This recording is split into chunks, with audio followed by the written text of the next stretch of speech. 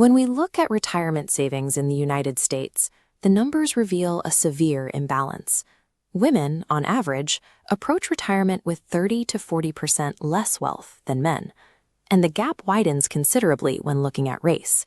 While white households hold a median retirement balance of around $80,000, Black households hold just $20,000, and Hispanic households sit at a median of barely $6,000. This chart visualizes the true extent of these demographic disparities.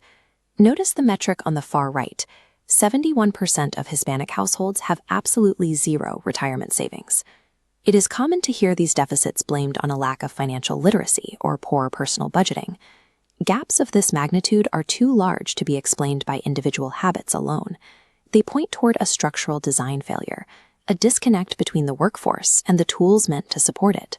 A major part of the problem comes down to basic access.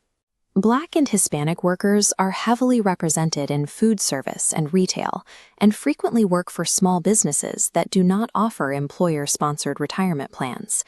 Even when plans are available, the traditional opt-in 401k model introduces immediate friction. Navigating complex enrollment paperwork acts as a silent filter, consistently leaving part-time and lower-income workers behind.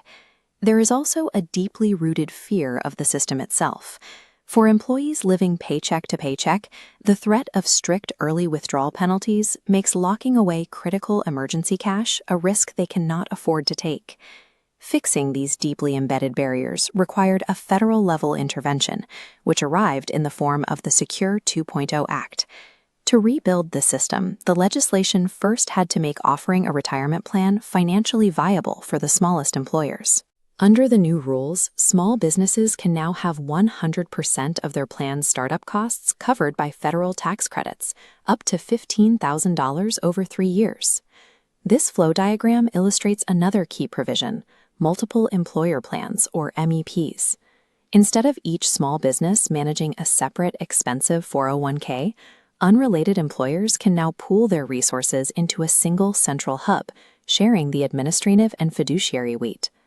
By pairing these pooled plans with heavy tax subsidies, the legislation removes the cost barrier that previously kept small businesses from offering their workers a pathway to wealth. The new law also addresses the friction of enrollment. Businesses launching new plans are now required to automatically enroll eligible employees at a minimum contribution rate of 3%.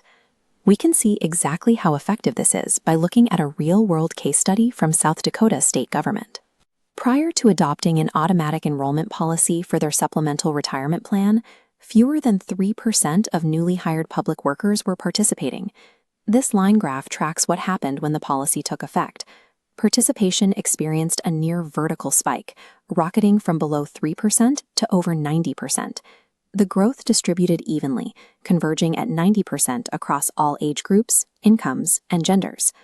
This simple structural tweak bypasses the need for intensive financial education. By making participation the default setting, the system ensures wealth building happens without requiring constant individual action. To keep that money in the accounts, the system also had to address the problem of leakage, the premature draining of retirement accounts that often derails the long-term wealth of marginalized workers. This chart shows the massive scale of the issue, stripping $105 billion from the U.S. retirement system annually. Much of that leakage is driven by emergencies. Historically, workers facing financial distress were hit with a 10% penalty just to access their own money. Secure 2.0 introduces new penalty-free withdrawal options to relieve this pressure. Participants can now access up to $1,000 for personal emergencies, $10,000 for domestic abuse survivors, and $22,000 for federally declared disasters. Crucially, workers are given a 3-year window to repay these emergency funds back into their accounts without facing income taxes. Treating hardship withdrawals as manageable short-term loans protects vulnerable workers. A temporary crisis no longer forces them into a permanent financial loss.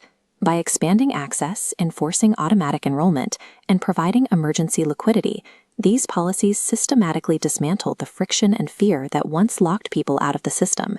This represents a shift in system architecture. The responsibility for financial security is now built into the tools themselves, creating a safety net that captures vulnerable populations automatically. Legislation alone will not immediately erase decades of racial and gender wealth inequality, but the rules governing long-term wealth accumulation have been rewritten to favor inclusion.